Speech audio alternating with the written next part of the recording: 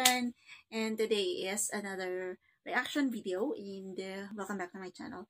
For those who are just new here, yeah, thank you for dropping by, thank you for visiting my channel, and I hope that you will enjoy watching my video.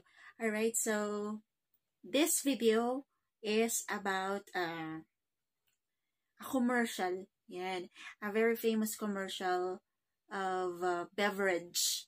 Yan, it's a beverage drink. And yun yung uso ngayon na RC Cola. Yan. So, i-review natin yung video ng kanilang commercial. And then, tingnan natin kung ano yung effect niya. Okay. Let's see. Ito yung kanilang video.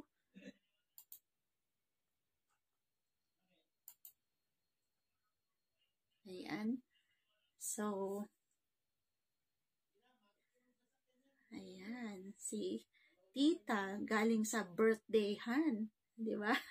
Ayun. May bag siya. Umuwi. At ayun. Naglalabas na siya ng pansit. Ng kaldero ng kanin. Ng balloons. Ayan. Ang malupit. Naglabas ng lechon. Nilabas niya yung batang may birthday. Ayan, pati yung clown inuwi niya.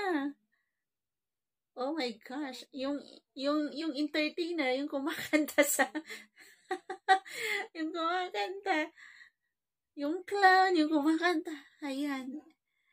Yan yung highlight. Yung drink.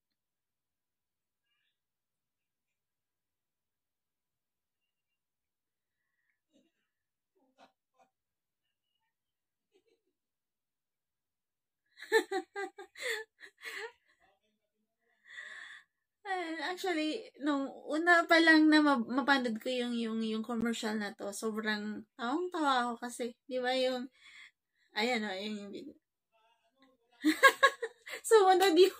sumunod yung nanay ng my birthday, sabi, nakita mo si Junjun. Di ba, nakakatawa kasi, alam mo yun yung, iba nga, uso dito sa Philippines yung, if you go to a party or a birthday party, sometimes, especially in the province, okay, hindi ko naman nila lahat, alright? But when you go to the province and attend a birthday party or any occasion, sometimes, meron yung tinatawag nilang, Sharon, di ba? Sharon, nauso yung Sharon na word. Kasi, balutin mo ako sa hiwaga ng iyong balutin mo ako, dahil sa word na, balutin mo ako, sa phrase na yun. Kasi nga, sa province, pagka makiki-birthday ka, aside from bringing one person with you, kahit na hindi na invite, it's also bringing home some of the handa, di ba? Nag-uuwi ka, kung nakikain ka na nga, mag-uuwi ka pa. And this commercials, theme is parang gano'n.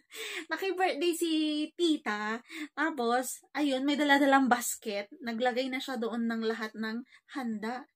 Diba? Halos lahat ng handa. Inuwi niya pati si clown, inuwi niya pati si singer, ayan, dinala na rin niya sa bahay nila.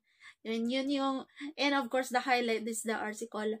Wala lang, parang, this commercial is, parang, relatable sa mga pamilyang Pilipino kasi, yung nakasanayan kasi natin na pagka nakiki-birthday ka is, nag-uuwi ka. Yeah. It's alright na mag-uwi ka, basta sinabi nung taong, nag-held or nag-conduct, okay, yung nagpa-birthday or yung may okasyon, it's alright.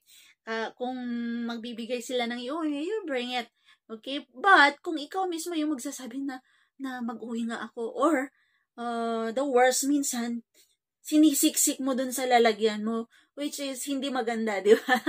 Nakakatawa lang kasi parang nakasanayan na nating mga Pilipino. Hindi naman siya siguro toxic, no? Na nakagawian, but sometimes nakakahiya. Okay, yun yung word doon, nakakahiya. It's shameful na malalaman ng iba na nag-uwi ka pala. Yan, mag-uwi ka ng igado.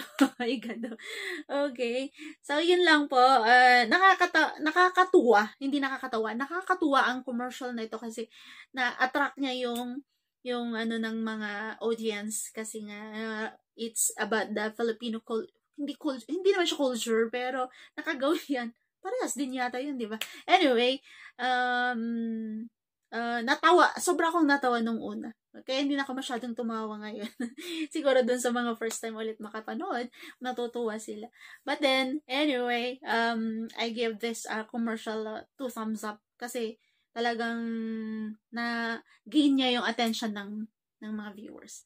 Alright, so that's all for now. Thank you so much for watching. And again, thank you for your support. Okay, those who were able to watch this video until this time. Okay, thank you so much. And again, this is Sib's channel saying, don't be an orphan-minded. Seek God first. Bye-bye for now.